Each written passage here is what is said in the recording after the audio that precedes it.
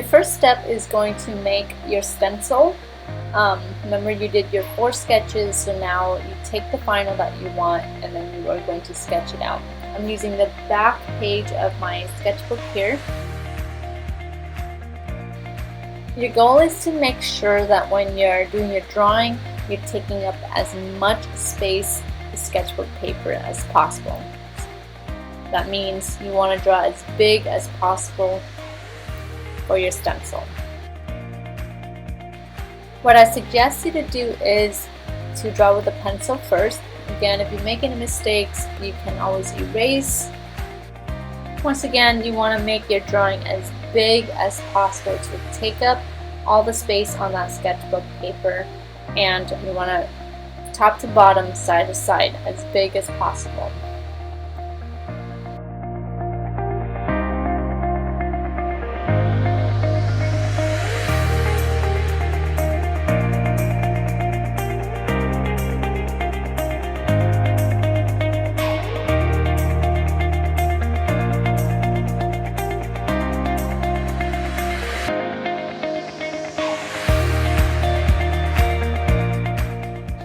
Once you're done with your the shape of your drawing, go ahead and outline it with a Sharpie. I like doing it just so my pencil lines don't erase or fade it in the process.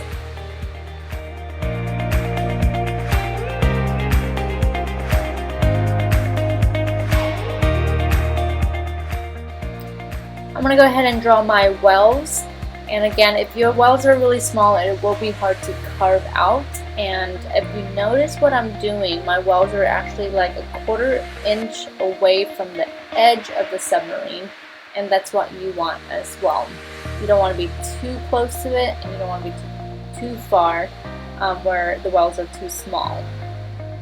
You're welcome to make changes if you need to. Here I'm making a little change in terms of the top part that I'm drawing. So instead of making 2 wells, it's just 1.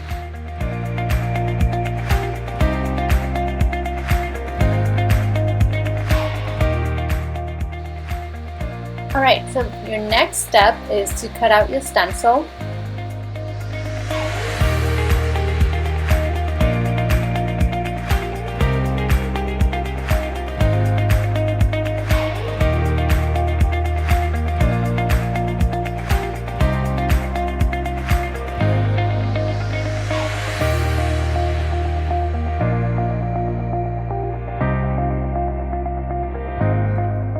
Step 2 is to make your thickness strips. This will help you roll out your clay and have the same thickness from top to bottom, from side to side. You can use different materials to help you make your thickness strips. Here I'm just using chopsticks. I'm going to have 4 chopsticks on one side and 4 on the other. If you notice, I'm actually using 2 of the thicker end and adding up with the thinner end, so it'll be even on both ends. I do suggest you to tape your chopsticks together so they don't move as you're rolling out your slab.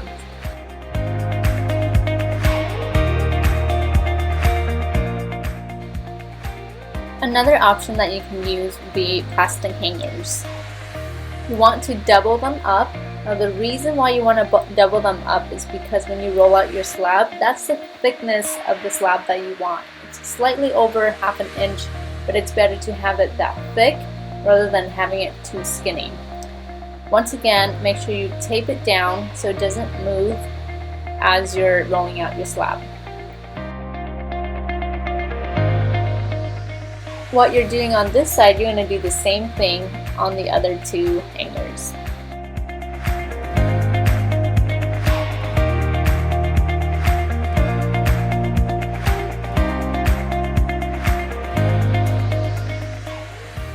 Step 3 is to roll out your slab. What I do suggest in this point is that instead of using something that's plastic on the table, it might be a good idea to have a towel. You want to cut your block of clay in half. You will have extra that you're going to use for your next project. Place that extra block of clay back in the bag, and anytime that you have extra clay left over, Seal it really tight so it doesn't dry out.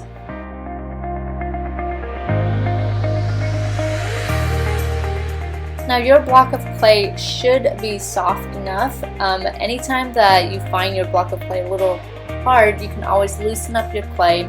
It'll be easier to roll out your slab.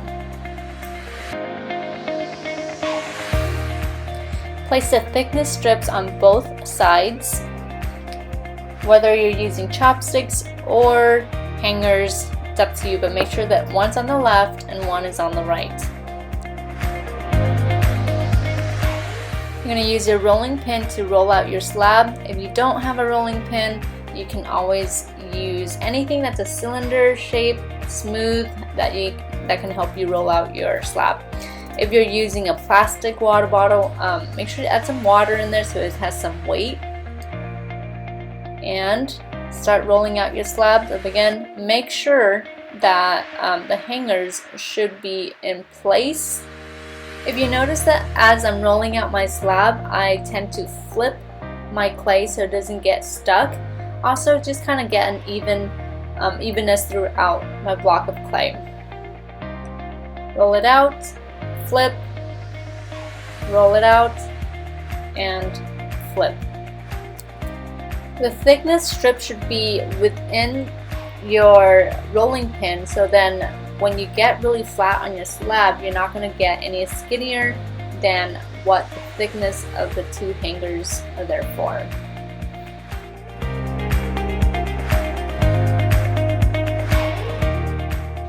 I'm just doing an example. If you don't have a rolling pin, you can always use a glass bottle like this here, PVC pipe, or your hydro flask water bottle.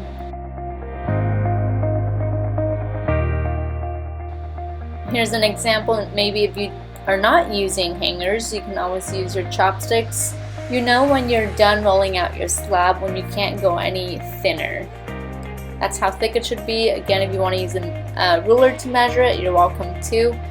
It should be slightly half an inch.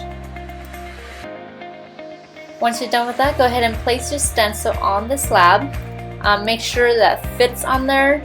I prefer finding a nice side, and I use that as a top.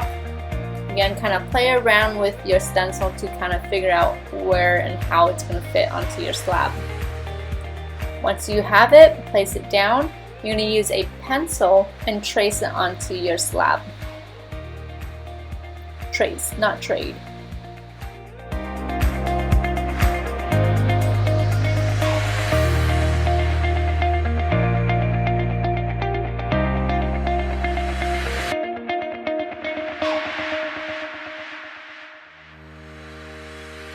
I'm just going to pick up my slab, kind of place it where I want to work. Now, when you do pick up your slab, be very careful. Okay.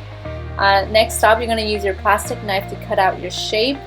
Notice that I'm not doing one full cut. I'm actually taking my time, and if I need to angle it correctly, I'll angle it and I'll cut the extra clay off. I'll use the extra clay for our next project. You do have that plastic knife in your kit. If you have an X-Acto knife, it works a lot better.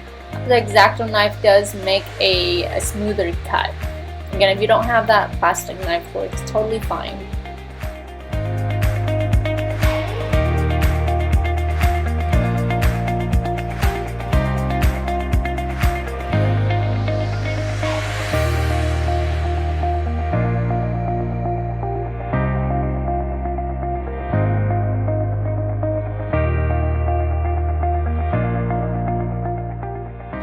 Once you're done with your cut, you have some extra clay.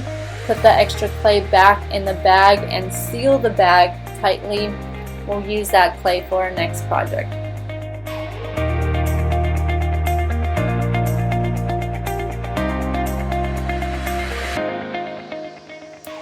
Carefully place your slab on a stiff surface. You can use anything that's a little stiff, thicker magazines.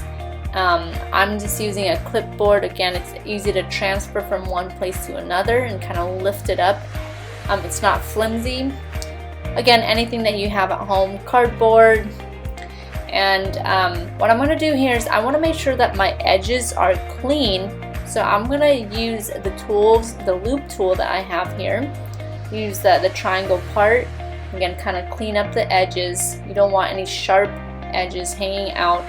Once it's fired, it might cut you. So again, just kind of make everything as smooth as possible.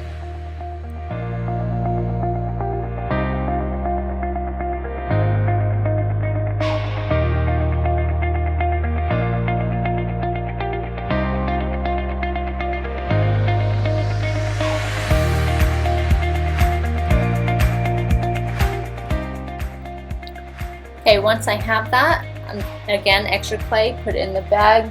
You can use it later. When I feel like I'm done trimming off the edges, making everything clean, you want to use your sponge. Just kind of put it in the water. You want it to be damp, not super wet. Squeeze all the water out of the sponge and smooth out the edges and the top if you want to.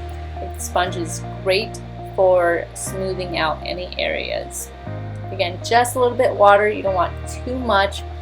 Too much water will result in cracking of the clay, so I would be very, very careful with that.